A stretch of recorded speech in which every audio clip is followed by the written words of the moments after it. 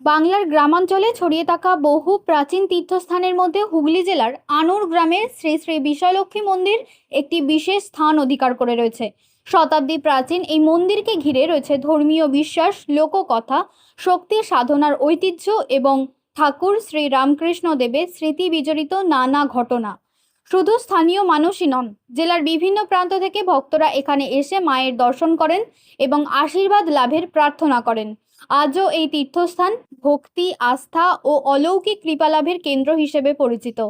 বর্তমান মন্দিরের পুরোহিত হারাধন মল্লিক জানান, তাদের পরিবার বহু প্রজন্ম ধরে এই মন্দিরের সেবার সঙ্গে যুক্ত। স্থানীয় জনশ্রুতি অনুযায়ী শৈশবে গদাধর অর্থাৎ শ্রী রামকৃষ্ণদেব গ্রামের মহিলাদের সঙ্গে এখানে পুজো দিতে আসতেন। একবার দেবী দর্শনের সময় তিনি ভাবাবিষ্ট হয়ে জ্ঞান হারিয়ে ফেলেন। পরে দেবীর নাম স্মরণ করিয়ে দিলে তার জ্ঞান ফিরে আসে। এই ঘটনাকে ভক্তরা আজও দেবীর অলৌকিক কৃপা বলে মনে করে। স্থানীয়রা জানান, একসময় এই মন্দির কাপালিক সাধকদের সাধনাস্থল ছিল। মন্দিরের সংরক্ষিত ইতিহাস অনুযায়ী কামাখ্যা মায়ের সিদ্ধ সাধক ভোলাচরণ বন্দ্যোপাধ্যায়ের মাধ্যমে এখানে বিশালক্ষী মায়ের ঘটি মূর্তি প্রতিষ্ঠিত হয়। শক্তি সাধকদের কাছেও এই তীর্থস্থানের বিশেষ গুরুত্ব রয়েছে বলে স্থানীয়দের বিশ্বাস। মন্দিরে মানত করার বিশেষ প্রথা হিসেবে ভক্তরা মাটির ঘোড়া নিবেদন করেন। মনোবাসনা পূর্ণ হলে তাঁরা পুনরায় এসে কৃতজ্ঞতা জ্ঞাপন করেন।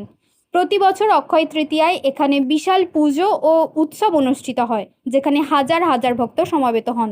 ধর্মীয় বিশ্বাস, লোক সংস্কৃতি ও ঐতিহাসিক গুরুত্বে সমৃদ্ধ আনুরের শ্রী শ্রী বিশালক্ষী মন্দির আজও বাংলার আধ্যাত্মিক মানচিত্রে একটি গুরুত্বপূর্ণ স্থান অধিকার করে রয়েছে।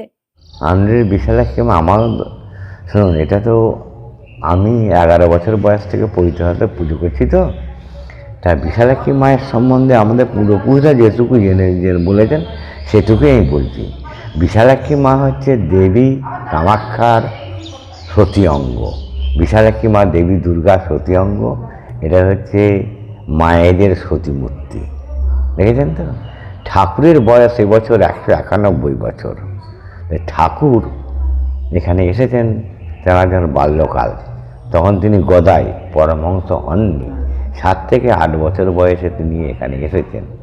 আর আমাদের এখানে একটা চল আছে, ওই পাড়ার মা কাকিমাদের সঙ্গে পুজো দিতে, একসঙ্গে গ্রুপ করে পুজো দিতে আসা। তা ঠাকুর সেই গ্রুপে এসেছেন। প্রতিমধ্যে বিশালাক্ষী মা তার উপর সদয় হন। উনি অজ্ঞান হয়ে যান, মাকে দিব্য দৃষ্টিতে দেখতে পান। তারপর সেই মা কাকিমারা মাথায় চোখে জল দিয়ে বিশালাক্ষীর নাম করলে তবে ঠাকুরের জ্ঞান ফিরে। এটা হচ্ছে ঠাকুরের তখন, ঠাকুরের যদি 191 বছর বয়স হয়, তাহলে 180 বছর আগে ধরুন।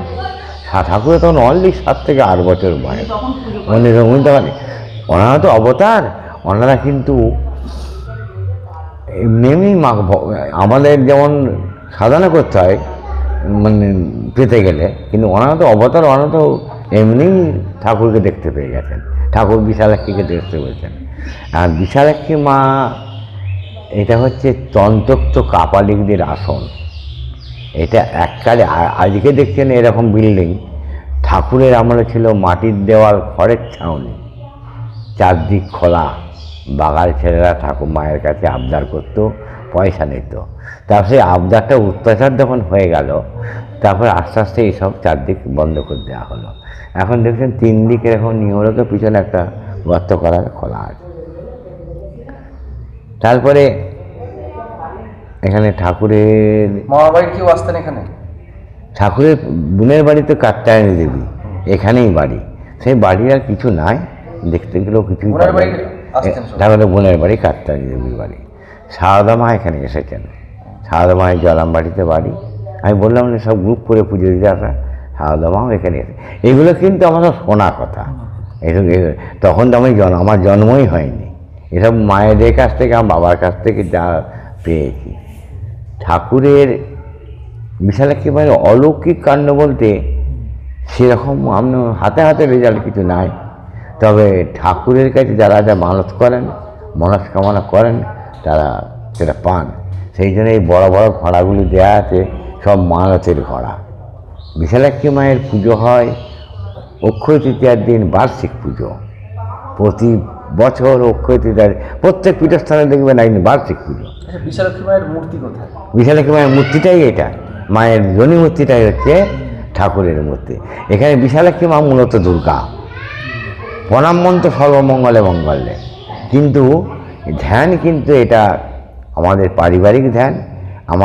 আমার বাবা তার বাবা যে ধ্যানে পুজো করে গেছেন সেই ধ্যানটাই আমরা বলে চলেছি। আচ্ছা, বছরে মানে বিশেষ কোনো পুজো অনুষ্ঠান হয়? ওই যে অক্ষয় তৃতীয়ার দিনে, অক্ষয় তৃতীয়ার দিনে মানে বিশেষ পুজো। এছাড়াও আমাদের বাড়িতে পৌষ সংক্রান্তির দিন, যেমনি সাগর মেলা, পৌষ সংক্রান্তির দিনে আমার বাড়িতে ঠাকুরের অন্নভোগ হয়। এটা রেগুলার, এটা কোনো বিধিনিষেধ নাই বা কোনো ডেট নাই, ওই ফিক্সড ডেট। সেই দিনে আমরা যেমন পারি নিমন্ত্রণ করে লোকজন খাওয়ায়।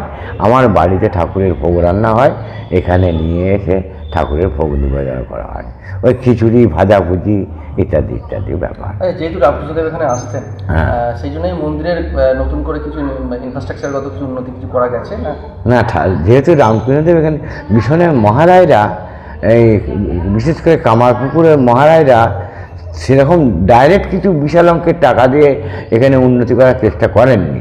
কেননা তাদের হয়তো মটো হচ্ছে যে তাদের হাতে ছেড়ে দিতে হবে, কিন্তু আমরা কিন্তু সেটা ছাড়িনি। এর একটা কমিটি আছে। আমি পুজো করছি, আমার 11 বছর বয়সে পরিত হয়েছে। আমার 67 বছর বয়স। হ্যাঁ, আমার 2.5 বছর বয়সে বাবা মারা গেছে। 11 বছর ক্লাস 5-এ পড়ি, আমার পুজো পরিত হয়েছে। তারপর থেকে আমি পুজো করে আসছি। আপনার নাম? আমার নাম হারাধন মল্লিক। আচ্ছা, মন্দিরে পুজোর বিষয়টা সাধারণত ব্রাহ্মণটাই তো করেন, তো আপনি বললেন আপনার নাম পদবী মল্লিক, এটার কি কারণে? এটা আমরা কিন্তু মূলত হচ্ছে গঙ্গোপাধ্যায়। বর্ধমান রাজার কাছে আমাদের পূর্বপুরুষরা মৌলিক উপাধি পেয়েছিলেন। সেইটা মৌলিক উপাধিটা অপভ্রংশ হয়ে এবার সব মল্লিক হয়ে গেছে, আর আমরা পাল্টাইনি। সবাই জানে আনুরে মল্লিকদের বিশালাক্ষী, এরাই পুজো করে।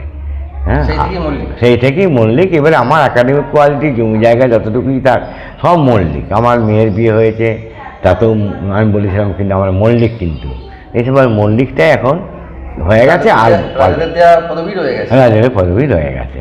হ্যাঁ, সোনার ছোঁয়ায় বদলে যাক আপনার বিশেষ মুহূর্ত। বিয়ে, অন্নপ্রাশন, জন্মদিন কিংবা যে কোনো উৎসব ও উপহারে আপনার সাজকে আরও রাজকীয় করতে নিয়ে আসুন সেরা গয়নার সম্ভার। আধুনিক স্বর্ণালঙ্কারের নতুন ঠিকানা নিউ তাজ জুয়েলারি। ঠিকানা হেলান বাজার, খানাকুল, হুগলি। যোগাযোগ 8981030355, 9330537004। নিউ তাজ জুয়েলারি, যেখানে বিশ্বাসের সঙ্গে মেলে সৌন্দর্যের ছোঁয়া। অত্যাধুনিক সুসজ্জিত লজ সানা লজ, আরামবাগের চন্দ্রবান হাই স্কুল ও পুরসুরার দিগুড়িঘাটের মধ্যবর্তী লঘু চকের মনোরম প্রাকৃতিক পরিবেশে গড়ে উঠেছে এই অনন্য ঠিকানা। বিবাহ, অন্নপ্রাশন, এনগেজমেন্ট বা যে কোনো সামাজিক অনুষ্ঠানের জন্য সর্বাধুনিক ব্যবস্থায় প্রস্তুত সানা লজ। রয়েছে পর্যাপ্ত গাড়ি পার্কিং সহ আধুনিক সব পরিষেবা, সবই আপনার সাধ্যের মধ্যে। আজই বুকিং করুন আপনার স্বপ্নের অনুষ্ঠানের জন্য আপনারই পছন্দের ঠিকানায়। সানা লজ, দিগুড়িঘাট ও চন্দ্রবান হাই স্কুলের সন্নিকটে লঘু চকে। যোগাযোগ শাহনওয়াজ মোল্লা। Mobile number 9734754516, 9641092406। এবার হাতের কাছেই মিলবে অত্যাধুনিক ও নির্ভরযোগ্য স্বাস্থ্য পরিষেবা। আরামবাগ, খানাকুল ও পুরসুরা থানা এলাকার মানুষদের জন্য এক বড় সুখবর। খানাকুলের সেকেন্দারপুরে গড়ে উঠেছে একটি আধুনিক ও সুসজ্জিত nursing home, Lifeline health care. Director Sanjay Palu. এই নার্সিংহোমে রয়েছে 24 ঘন্টা রোগী দেখানোর ও ভর্তি করার সুব্যবস্থা। সঙ্গে রয়েছে বিনামূল্যে অ্যাম্বুলেন্স পরিষেবা। অভিজ্ঞ পরিষেবা ও যত্নশীল ব্যবস্থাপনায় আপনার সুস্থতার নির্ভরযোগ্য ঠিকানা লাইফলাইন হেলথ কেয়ার। যোগাযোগ 9735481158, 7432984404।